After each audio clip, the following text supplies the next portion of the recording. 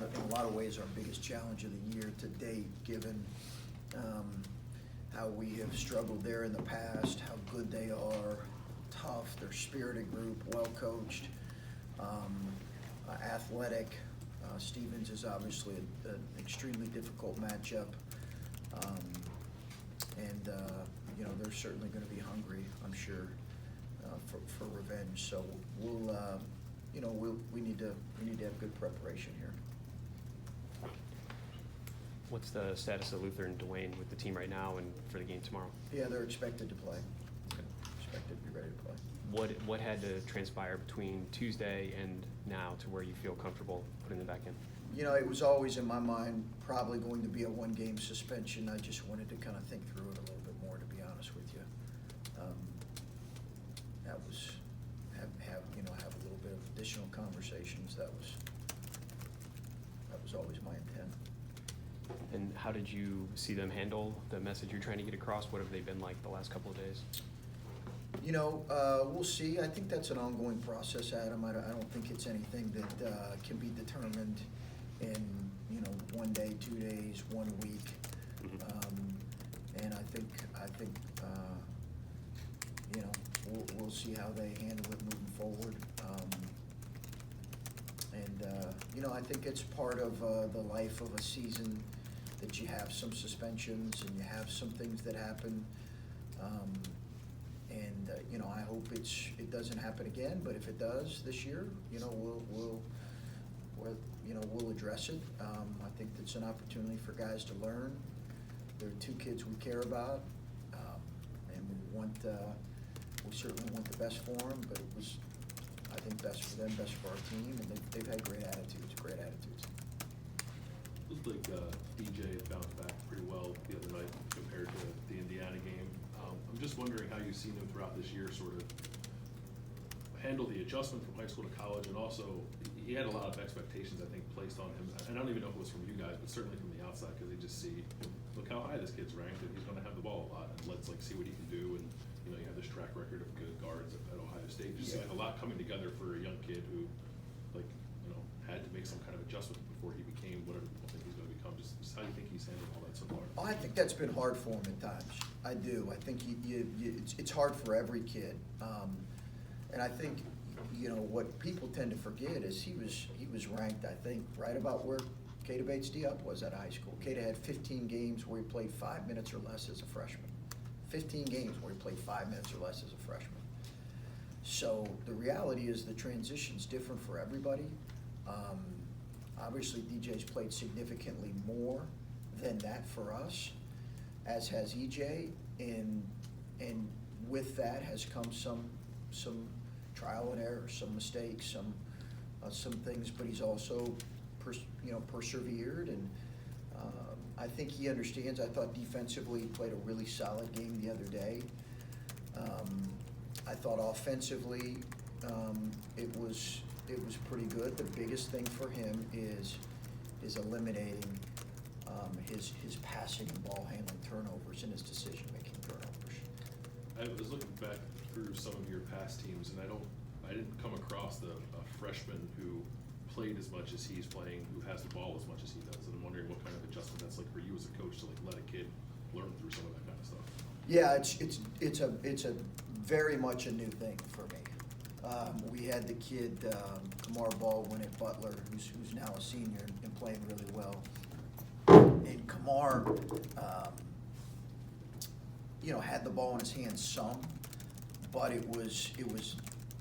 we got really 5-10 games into his freshman season and said, hey, we're moving him off the ball because it's too hard of a transition for him right now.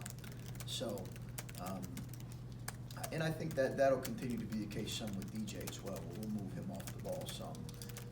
He'll still have the ball in his hands. It's still important that he makes the right decision, but it's very much a learning process. He's had a great attitude about it. I think it's, kids when they come in, they don't, the expectations and all that can weigh heavy on kids. And what he's got to do is just be the best version of him at this moment in time, and be comfortable with that. watching him play, I know he's left-handed. Like, at what point does he have to become capable of finishing with both hands? Like, and how much are you guys working on that right now? I think that's a process. There are other things that are more important right now than that for him. But I think that's a part of his overall skill development that might take an off season to get better at that. We talked a little bit about him playing off the ball a little bit more. Was that something that coming into the season you thought that you were going to have to do more, or when you watch him play this year, that you think maybe he can be a little bit more successful in those areas? I think because of his size, we always thought that it could be a possibility that we would play him and CJ together and play him a little more off the ball. But I also think, you know, it's a lot to play 25 minutes as a freshman point guard on a team. That's a lot. And I think to alleviate some of that with him, you know, we're going to continue to move him off the ball. Now, he's still going to have the ball in his hands, you know, as a part of our offense because our offense at times will play 2 point guards or a point in the combo, kind of 2 primary ball handlers.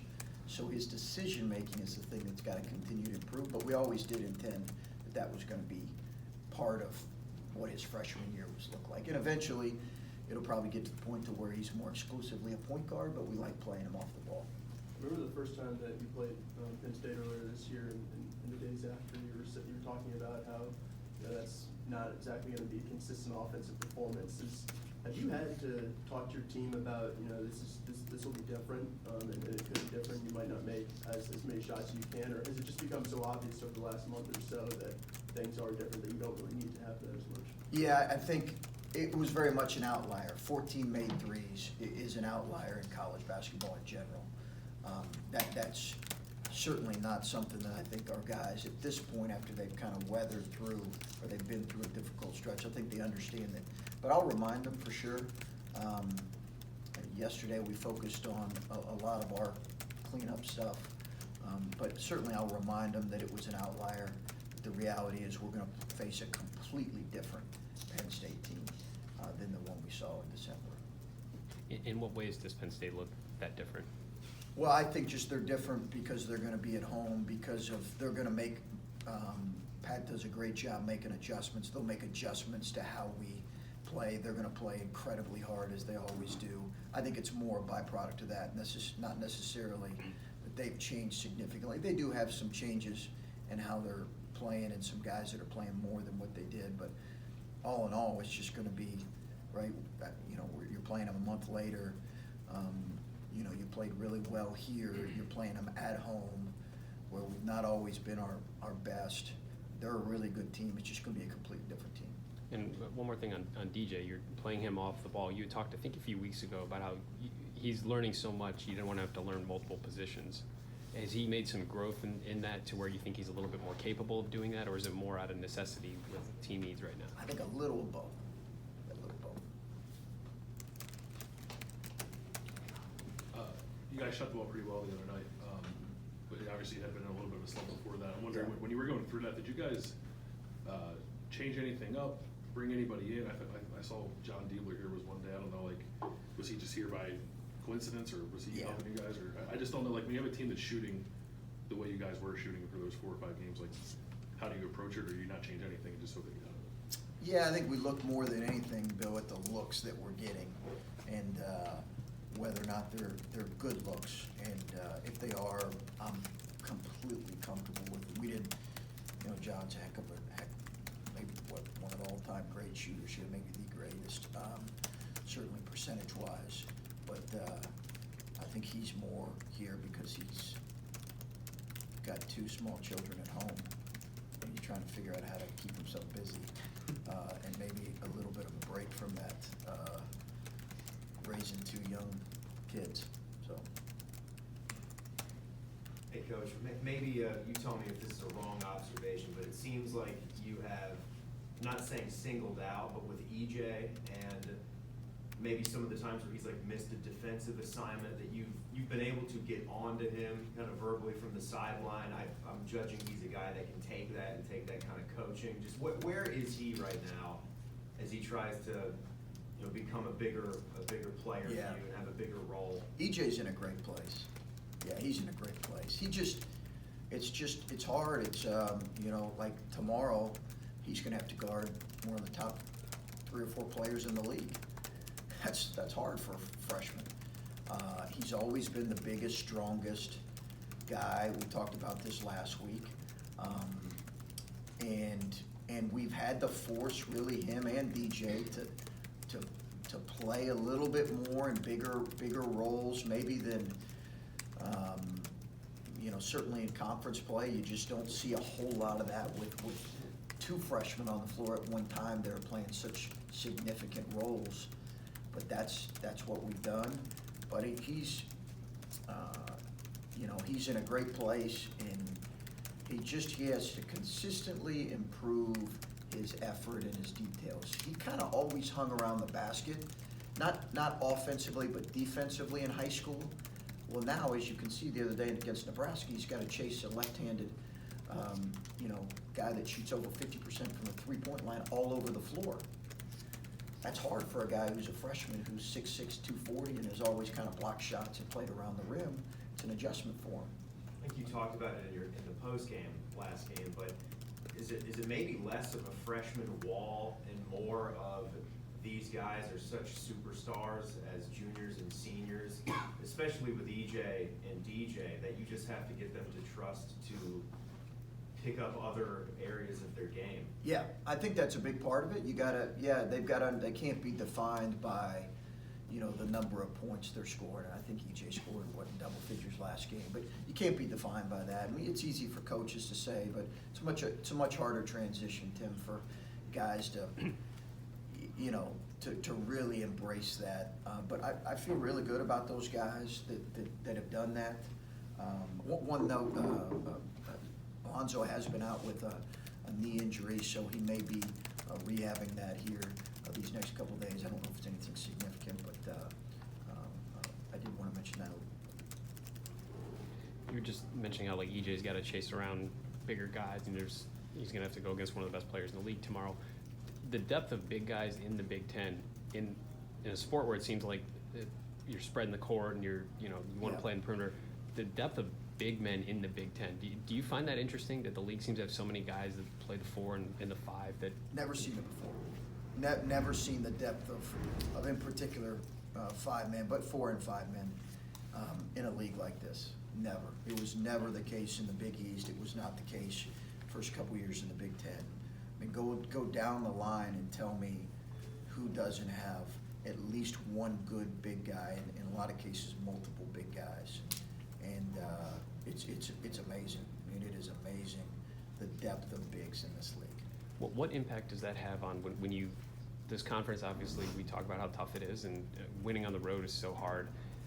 When teams are kind of trying to spread it out and play positionless basketball and things like that, when every team has a big guy, does that have an impact on the fact that 6 road wins this season? Do those things overlap?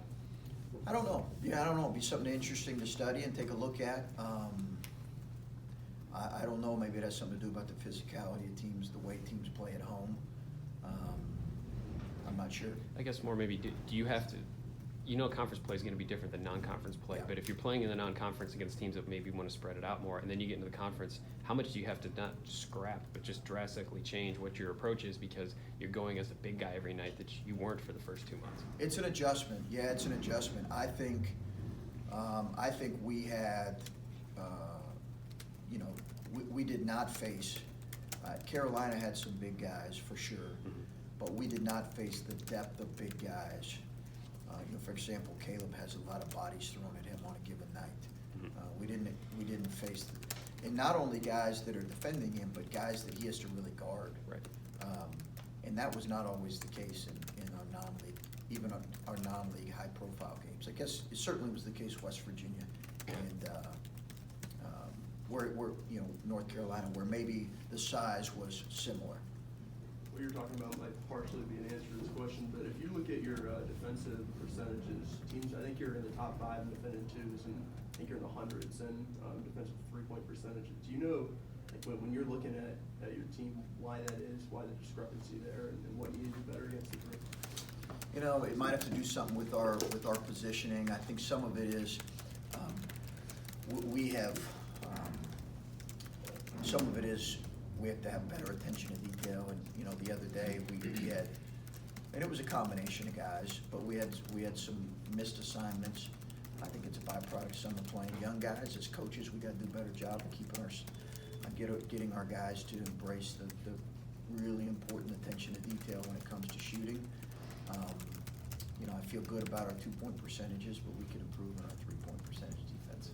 And then, to ask this vaguely, if you have a recruit who is going through a long-term injury recovery, how often do you talk to them? How often do you give input to them, or do you let them do what they do and sort of just be in the background there? Yeah, I will ask them if they'd like our help, and as much as we're allowed to within NCAA rules, if they'd like our help, we'll give them suggestions, whether it's somebody here or somebody we would know, you know, if they want a second opinion or whatever the case may be. But yeah, I mean, I'd say we're involved in it, but I don't think we're overly involved.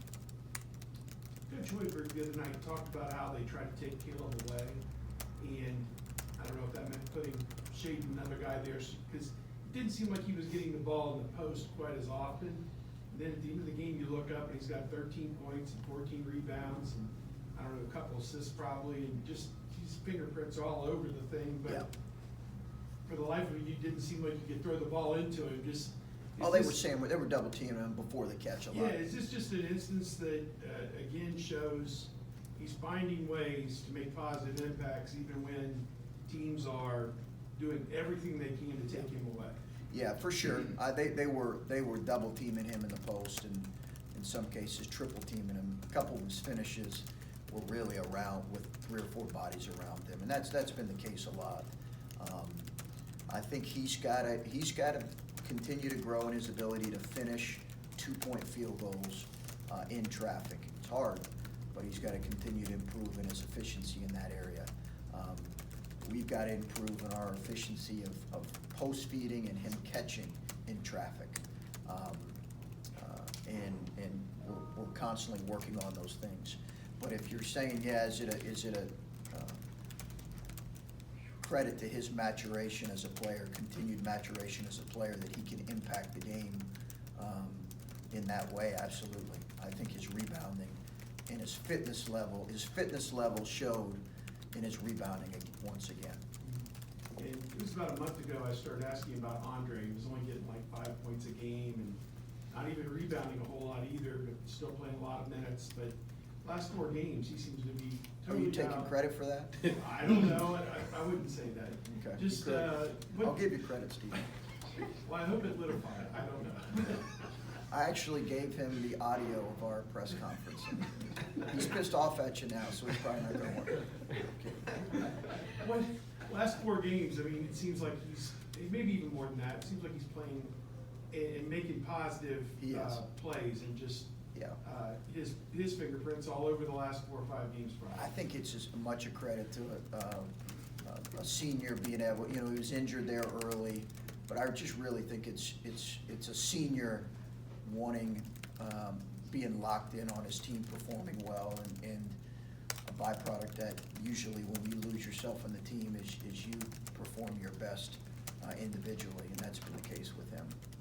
Chris, speaking of Andre, you mentioned how he leads by example, and talking about how EJ is in a great place and learning to defend on the perimeter more.